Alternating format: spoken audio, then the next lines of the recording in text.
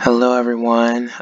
So this is the first of three videos that I'm going to do on Proverbs 31. This video is going to be concerning the first 9 verses, and the remaining verses are going to be split up for the next 2 videos. And so these first 9 verses read like this: The sayings of King Lemuel, an inspired utterance his mother taught him. Listen, my son. Listen, son of my womb. Listen, my son, the answer to my prayers. Do not spend your strength on women, your vigor on those who ruin kings. It is not for kings, Lemuel. It is not for kings to drink wine, not for rulers to crave beer, lest they drink and forget what has been decreed, and deprive all the oppressed of their rights. Let beer be for those who are perishing, wine for those who are in anguish. Let them drink and forget their poverty, and remember their misery no more. Speak up for those who cannot speak for themselves, for the rights of all who are destitute. Speak up and judge fairly. Defend the rights of the poor and the needy.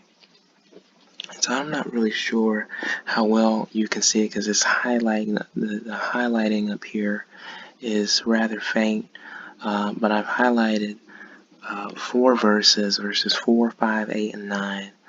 And what I want to focus on in this video is what I see as the responsibility of a leader.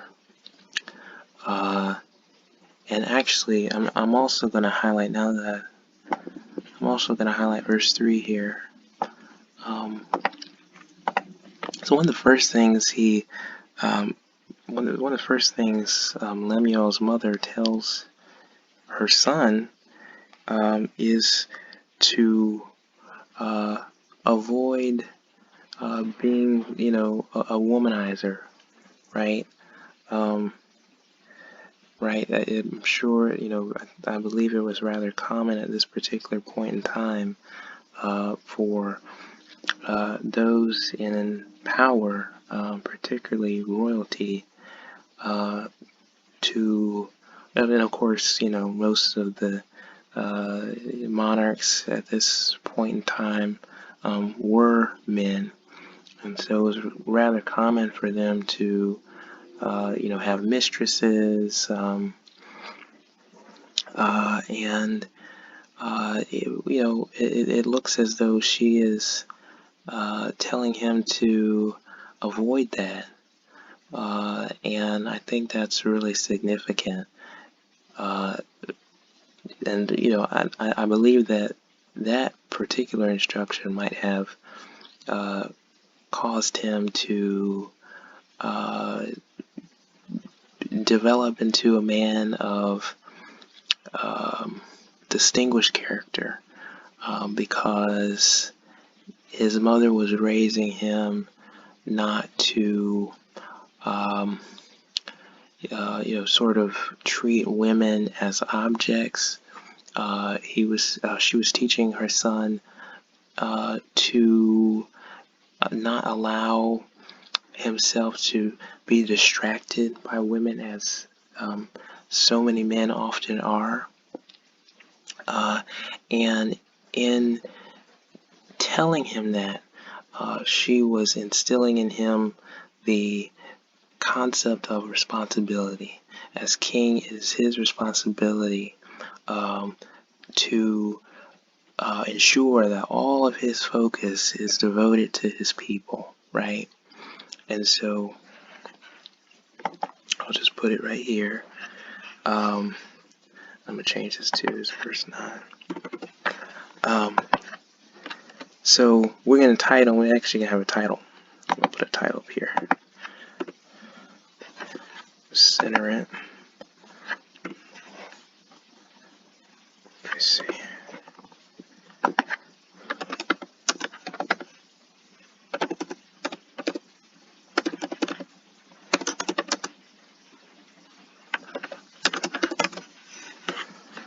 I'm not sure if that A is supposed to be capitalized. Alright. And actually, we're going to just have this in black. Bold.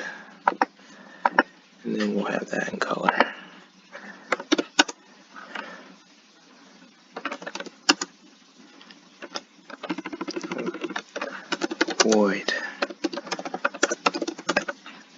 Avoid distractions, right? And actually, when we look at that, when we look at verses 4 and 5, right, it says, it's not for kings to drink wine, not for rulers to crave beer, lest they drink and forget what has been decreed and deprive all the oppressed of their rights. And so this again, can fall under that one instruction, that he would do well to, restrain himself, not just in terms of, his, sexual desires, but also in terms of his desire for alcohol, which was, certainly a, popular, beverage for men at this time. Why? Because she recognized that he could not be a good ruler if he was occupied by things he should not be occupied by. And certainly a drunken king, is not going to be able to rule his people properly. And she says, that's what she says, you can forget what has been decreed. And that means, let's see, verse 5 there. I'm looking at another translation here.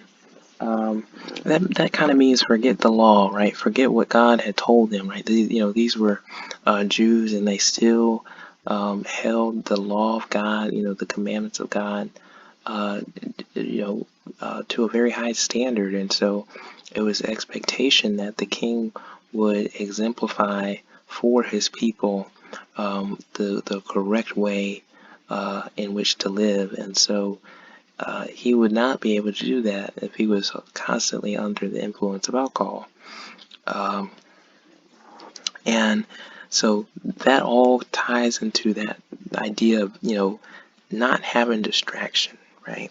And then the last two verses, speak up for those who cannot speak for themselves, for the rights of all who are destitute. Speak up and judge fairly, defend the rights of the poor and needy. And this is the kind of, and I think I was talking a little bit about this in the video, one of the videos of Proverbs 29. It is the responsibility of people in power to be fair and to render justice for their people to the best of their ability.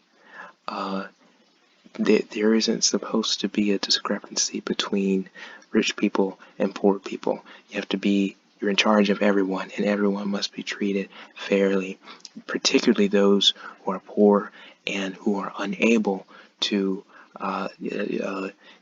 ensure that they are treated fairly.